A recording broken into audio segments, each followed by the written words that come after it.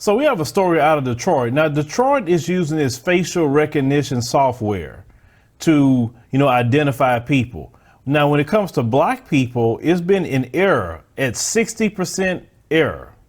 And if you were a brother that have a beard like myself, it would be even in more error. Now, we saw all the shucking and jiving that we saw with the Amber Geiger case. We saw the Brant John ran off of there and go hug this woman. We saw all that and we was upset. Now, I want you to listen to this.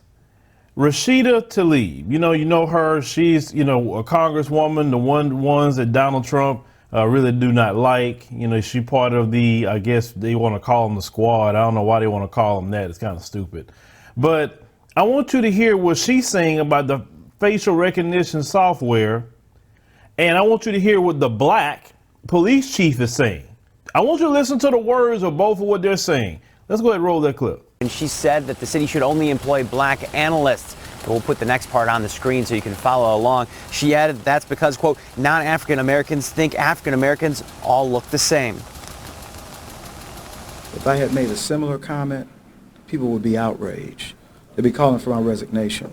I had a conversation with the union vice president, Ron Thomas, who's infuriated.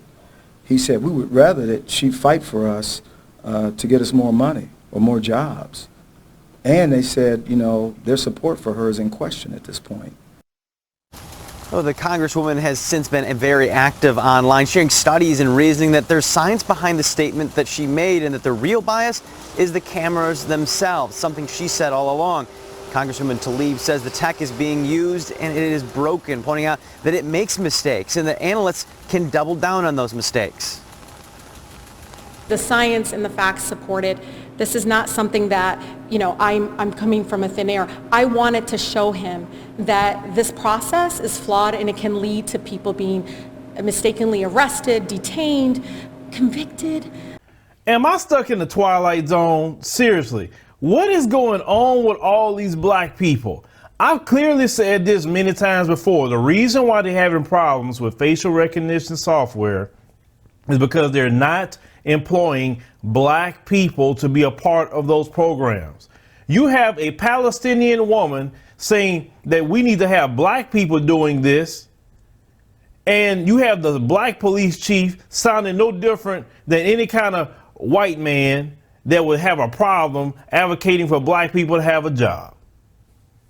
How is it the Palestinian woman is sounding more pro-black than the black man? Then he's all talking about the police union and what they want. They want money. They want more jobs. Money for what? To kill people? I mean, that's all you're going to do with it. Money to jail people?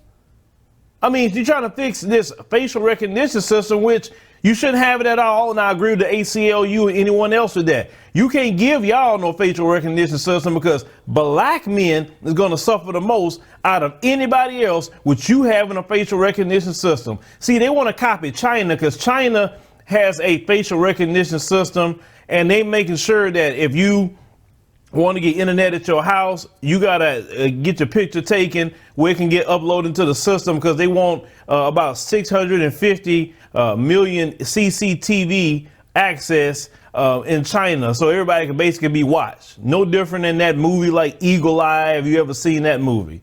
So they want to do the same thing here.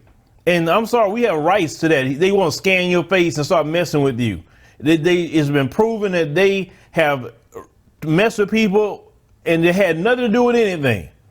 So Rashida Tlaib is fighting for black people to have a decent job and also to correct something that would definitely help black people. But this black police chief, you see what I'm saying? Let me tell you something. At certain levels, you better be concerned when you see somebody black, okay? Listen to what they say. Listen to how they advocate. It's two things that they will not do. They will not help black people and they will not punish white folks when they do anything wrong. Trust me. And the moment they punish white folks, they gone. Like Commissioner Ross over there in Philadelphia, he punished white folks. He was out of there. Okay. If you help black people, you're going to be out. That's usually the way it works in America, in racism, white supremacy. So We have so many of these shucking and jiving, bootlicking folks all over the place in these positions. I'd rather not even see him in those positions, because then you want to say, okay, let me go to this brother and talk to him. You know, maybe he can understand where I'm coming from. And he worse than somebody like old Jeff Sessions. You might well get Jeff Sessions to talk to. Then go talk to him. I couldn't believe that he was saying that. Well, if I said it, I would have to resign. What?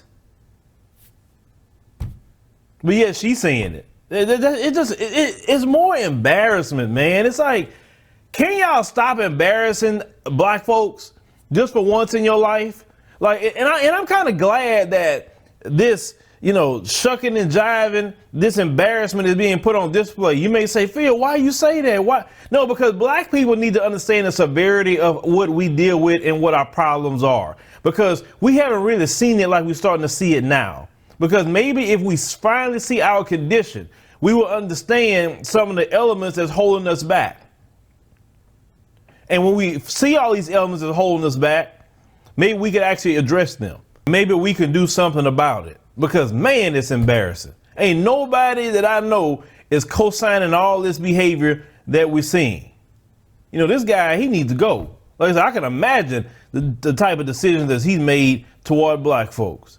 And before we wrap up on the video, we would like you guys to go to our GoFundMe for the orphanage that we will be visiting in Mombasa, Kenya in about a week and a half, the Nuru Foundation home where 45 children live. They come from poor, you know, families. We want to bless them, and we have the GoFundMe. You can check it out, read everything, and whatever you decide to give, we would greatly appreciate it. But leave me a comment, let me know what you think about this particular video with this particular sellout. It's just amazing to me that you have a Palestinian woman fighting harder for black people than the black police chief. Man, y'all just so embarrassing.